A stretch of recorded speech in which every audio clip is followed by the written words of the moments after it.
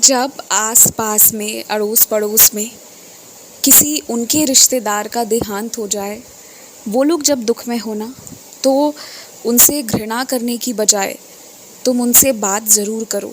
यदि तुम्हारे घर पर प्रतिबंध है, तुम उनसे उनके घर पर जाकर मुलाकात नहीं कर सकते, अन्यथा तुम्हारे घर वाले तुम्हारे साथ बुरा बर्ताव करेंगे, तो वैसी परिस्थिति में ना तुम फ़ोन के माध्यम से या फिर जब वो अपने घर पर नहीं हो, कहीं बाहर उनसे मिलना हो, तो उनसे बात ज़रूर करो। जब कोई इंसान दुख में होता है और तुम विशेषकर खड़े होकर उस व्यक्ति से बात करते हो ना, तो उसका मन हल्का हो जाता है।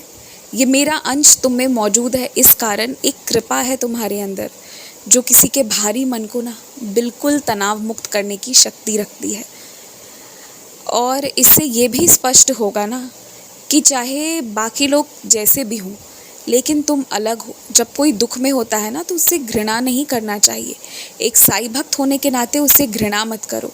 जो तुम्हारे संस्कार हैं उसका पालन ज़रूर करो, लेकिन ना उसके साथ साथ जो मजबूरी में है उनके साथ खड़े रहना भी बहुत ज़रूरी है, क्योंकि यही एक चीज़ है जो याद रहेगा और यही एक कर्म है जो अंत तक तुम्हारे साथ जाएगा।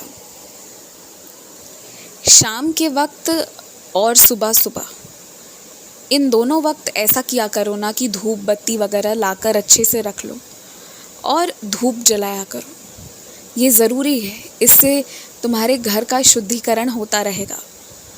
और तुम जो अलग अलग तरह के चीज़ों का इस्तेमाल करते हो ना, अलग अलग जंतुओं को भगाने के लिए, तुम्हें वो सब नहीं करना पड़ेगा।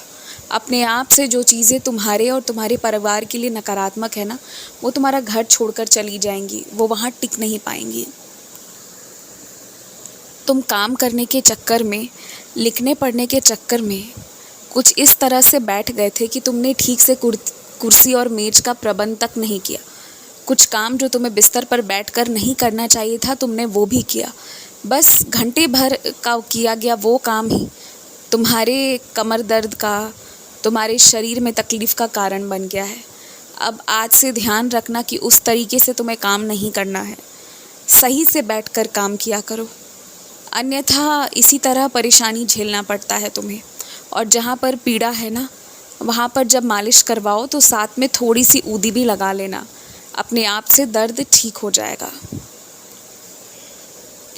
तुम जिसके लिए खरीद कर वो चप्पल लेकर आए हो, भले उस व्यक्ति को आज पसंद नहीं है, लेकिन मैं तुमसे वादा करता हूँ हफ्ते भर में तुम उसे उसके पाँव में पहनकर चलते देखोगे, वो भी खुशी से। क्योंकि तुम बहुत मन से लेकर आए हो ना, इसलिए तुम्हारे मन, तुम्हारी लाज मैं रख लूँगा, तुम चिंता मत करो। तुमने जो किया उस परिस्थिति में सही किया, सही तरीके से खरीदारी की, इसलिए तुम गलत नहीं हो, इसलिए मैं तुम्हारा साथ दे रहा हूँ। अपना मन बिल्कुल छोटा मत करना।